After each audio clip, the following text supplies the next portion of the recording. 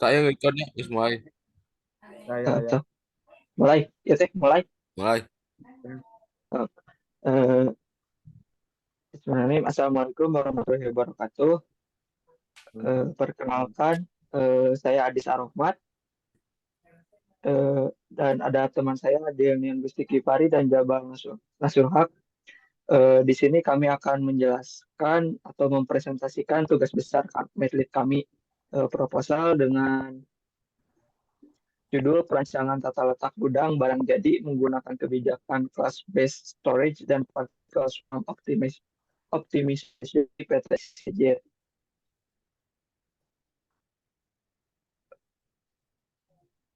Untuk selanjutnya, latar belakang akan dibacakan oleh teman saya, Jabal. Assalamualaikum warahmatullahi wabarakatuh. Eh, untuk latar belakang di sini ada tata letak fasilitas merupakan tata cara pengaturan fasilitas-fasilitas pabrik guna menunjang kelancaran proses produksi. Pengaturan tersebut akan memanfaatkan luas area untuk penempatan mesin atau fasilitas penunjang produk lainnya. Kelancaran gerakan perpindahan material, penyimpanan material baik yang bersifat temporer maupun permanen, proses pekerja, dan sebagainya. Menurut prinsip tata letak gudang, komponen dapat disusun sesuai ukuran yang sama. Peletakan komponen saat ini hanya berdasarkan slot yang kosong pada gudang. Hal ini menyebabkan jarak tempuh material handling menjadi lebih jauh yang berarti kurang efektif dan efisien. Lalu perancangan tata letak gudang di PT XYZ ini bertujuan untuk mendapatkan ongkos material handling yang optimal dengan cara meminimasi jarak material handling, sehingga kegiatan penyimpanan dapat berjalan secara efektif dan efisien. Maka dari itu, diperlukan sebuah penyelesaian untuk permasalahan tersebut menggunakan metode class-based storage dan particle swarm optimization. Sehingga dengan menggunakan dua metode tersebut diharapkan mendapatkan hasil tata letak yang optimal dengan memperoleh total ongkos material handling yang paling minimal.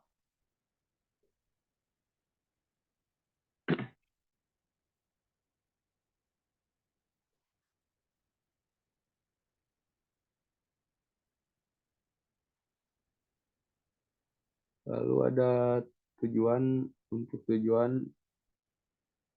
ini supaya mendapatkan ongkos material handling yang optimal dengan cara meminimasi jarak material handling sehingga kegiatan penyimpanan dapat berjalan secara efektif dan efisien.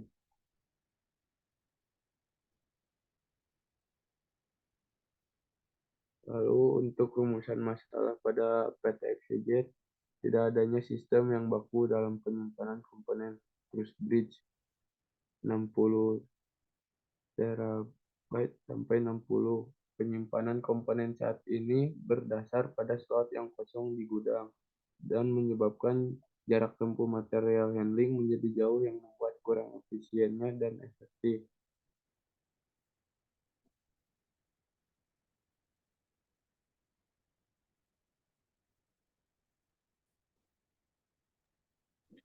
Untuk hipotesis akan dibacakan oleh teman saya, Ademian.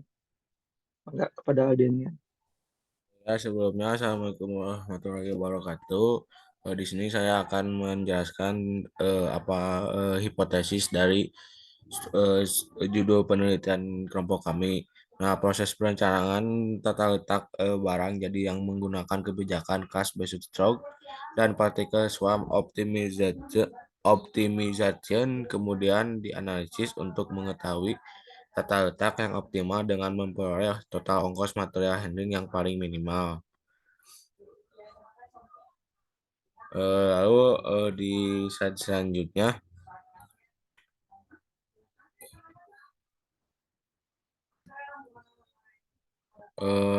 yaitu ada tinjauan pustaka. Nah, di sini tinjauan pustaka yaitu Definisi tata letak gudang menurut Tompkins dan kawan-kawan, tata letak gudang memiliki fungsi untuk memaksimalkan utilisasi berbagai sumber daya dalam rangka memenuhi permintaan pelanggan atau memaksimalkan pemenuhan permintaan pelanggan dengan sumber daya yang terbatas. Nah, lalu ada menurut Wingjo Subroto dalam Hoyonisak, gudang atau stroke pada umumnya akan memiliki fungsi yang cukup penting di dalam penjaga kelancaran operasi produksi suatu pabrik. Salah satunya yaitu gudang produksi yang berfungsi untuk menyimpan bahan baku, produk setengah jadi, dan produk jadi yang terkait dengan proses pembuatan atau perakitan bahan baku dan produk jadi dapat simpan untuk waktu yang lama.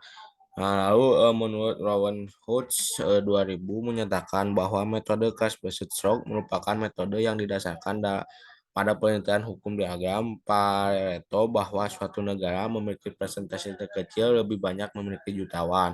Nah, sedangkan metode class-based stroke membuat perancangan tempat menjadi lebih fleksibel, di mana dengan membagi area menjadi beberapa bagian tempat material dan pengelompokan kelas material yang didasarkan pada aktivitas stroke dan retrieval, yaitu 80% dari aktivitas yang terjadi dimasukkan ke dalam 20% material, 15 aktivitas dimasukkan ke dalam 30% material, sedangkan 5% dari aktivasi dimasukkan ke dalam 50% material.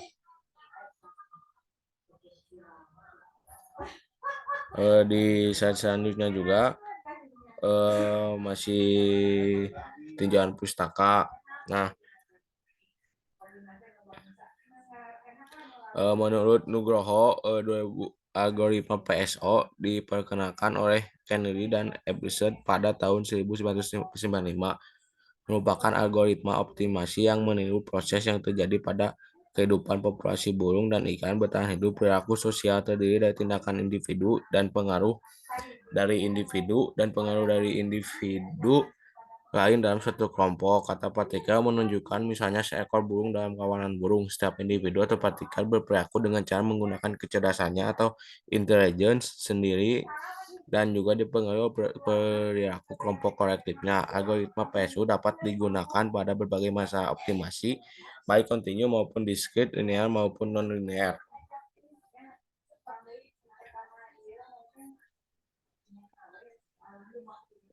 Oke, selanjutnya metode penelitian akan dibacakan oleh saya, Hadis Ar-Rahmat, dari tinjauan pustaka dan latar belakang yang telah disebutkan di atas. Maka untuk metode penelitian itu adalah menggunakan class-based storage untuk menghasilkan usulan rencana layout 1 dan dari tata letak dan menghitung ongkos material handlingnya. Yang kedua, akan particle swarm optimization untuk menghasilkan usulan layout tata letak kedua dan menghitung juga ongkos material handlingnya, dan selanjutnya membandingkan keduanya yang mana yang lebih baik. Selanjutnya ada flowchart dari penelitiannya. Yang pertama itu ada studi literatur, kemudian ada observasi lapangan.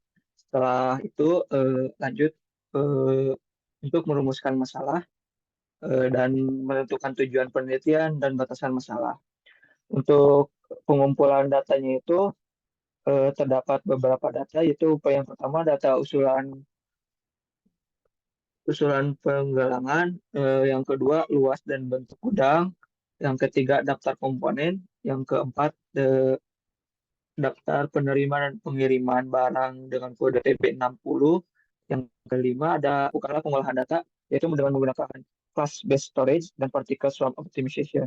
Setelah pengumpulan data, selanjutnya membandingkan antara kedua metode tersebut. Selanjutnya melakukan analisa dan pembahasan, dan terakhir kesimpulan saran.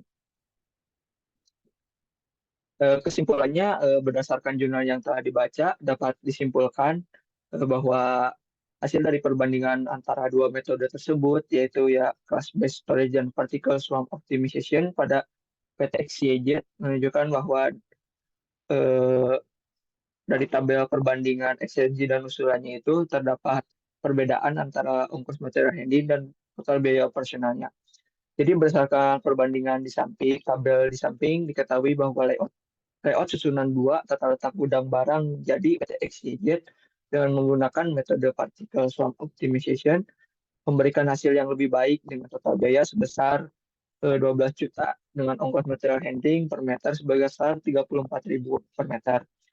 Pada layout existing dengan layout usulan 2 dengan menggunakan metode particle swap optimization, penurunan sebesar 7,89%.